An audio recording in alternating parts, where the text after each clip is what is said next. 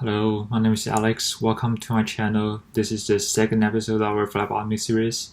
Last time we talked about the venous blood collection, which is eligible for most of the common blood tests. However, there is a unique blood test called Arterial Blood Gas analysis, or ABG. It requires collection of arterial blood, as its name implies. Today, I'm going to explain how to perform the procedures. In the first half of this video, I'm going to cover the anatomy of upper limbs so that I can explain the reasons for certain practices in the second half.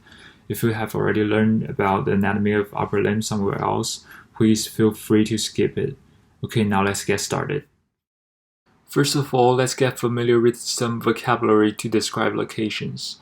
This is a person in the anatomical position. In other words, he's standing vertically with palms facing forward. As it is demonstrated in the picture, the head is superior to any other parts of the body, while the feet are the most inferior structures. The toes are pointing to the anterior, while the fingernails are present on the posterior side of fingers.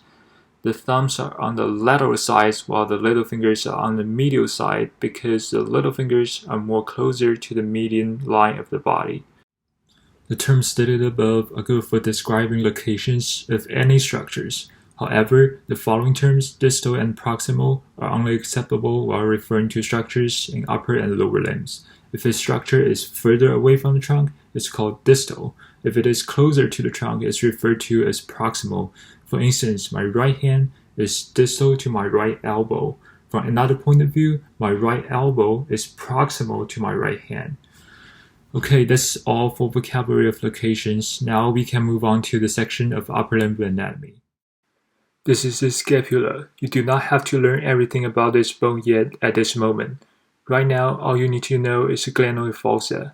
It's the socket where the head of humerus is attached to.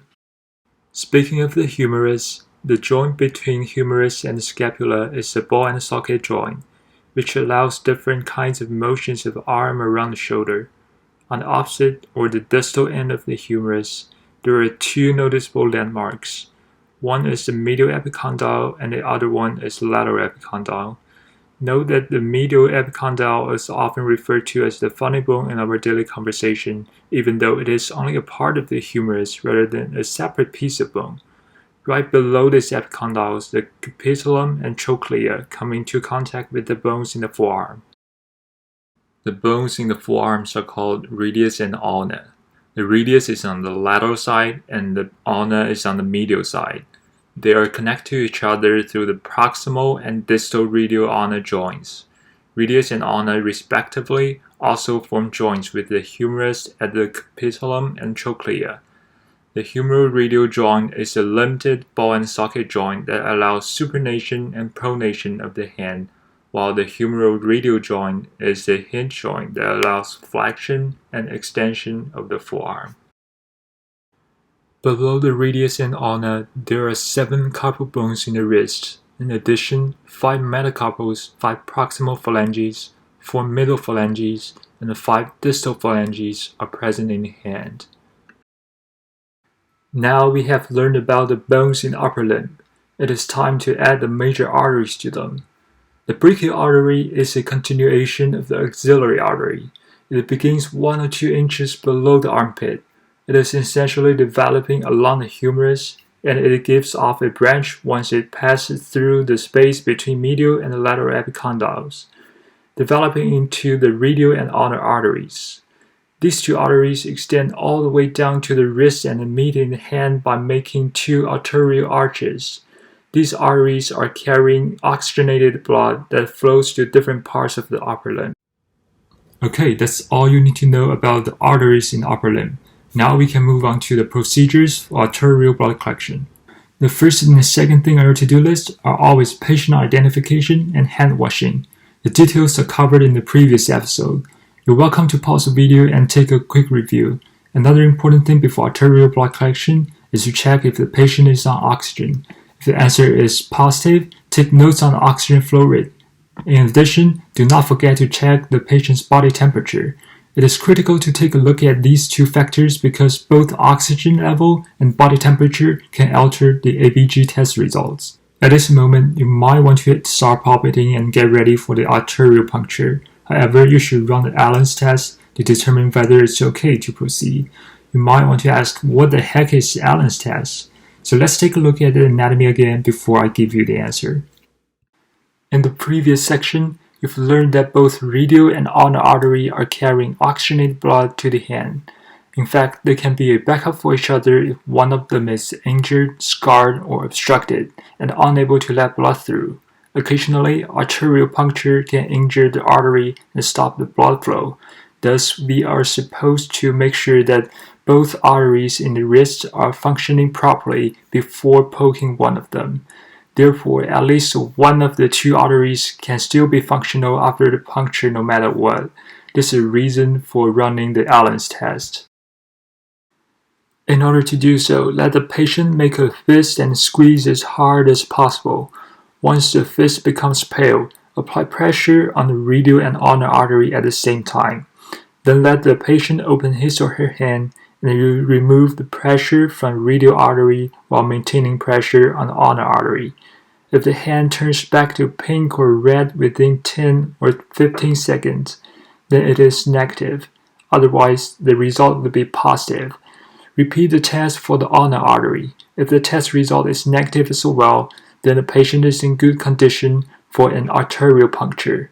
Otherwise, you should manage to poke the brachial artery as a backup plan.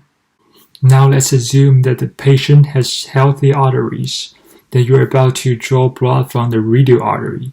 First of all, let the patient extend his or her wrist by 20 to 30 degrees. Then hold it firmly. Palpate the radial artery with your non-dominant hand.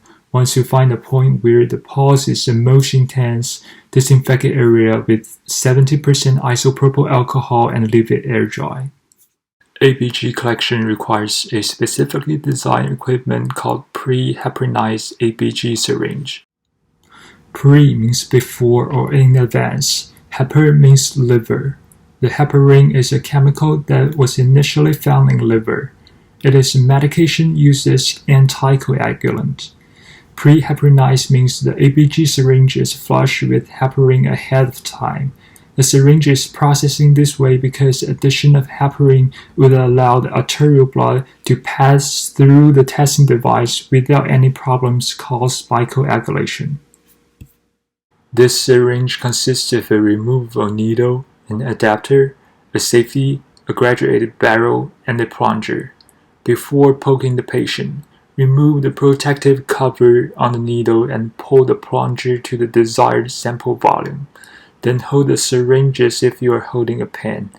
Insert the needle at an angle of 45 degrees. Stop immediately as soon as you see a flash of blood, and you should wait until the blood automatically fills up the barrel. Once the barrel is filled up, withdraw the needle and activate the safety. Put a cotton ball or gauze on the puncture site and apply pressure, and secure the cotton ball or gauze with the tape.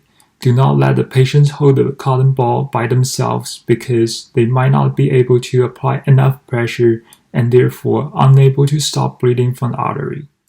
The last thing before labeling and sending your specimen to the lab is to properly preserve it. You should remove the needle and then seal the barrel with the cap that was initially packed in your syringe set. This cap will allow you to vent the air without spilling the blood. Now invert the syringe for 8 times so that the blood can thoroughly mix with the heparin. Congratulations! Today you have learned some anatomy and basics of arterial blood collection. Please note that arterial puncture can create a brief but very sharp pain. Consequently, some medical institutions will require their employee to administrate local anesthesia before the puncture. Please do not try any of these procedures at home because you can hurt yourself or someone you love.